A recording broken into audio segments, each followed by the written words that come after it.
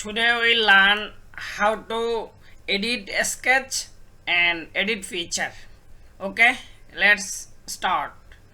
At first, if you want to edit this feature, just you will go to this is the extruded boss.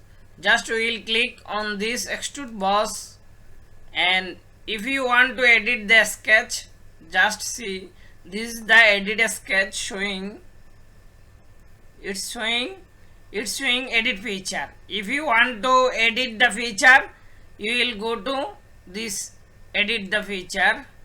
This is the edit feature. If you want to sketch the edit a sketch, just you will go to this edit sketch. Now I'll edit the sketch. Just click in this boss extrude and just right click and click this edit a sketch. Just click, and now I will edit this sketch. Just click on this, just click and change this dimension. Just I will, now it is 200, just I will give it 150, just 150, click enter. Now see, it is change the value. Okay, again if you want to change this, just click on this, just click double click and just change the dimension. Just I will give it 200 and click enter. Now see, it is changed. Okay, this is the change. It is edited. Just click exit. Now see, it is edited as a sketch.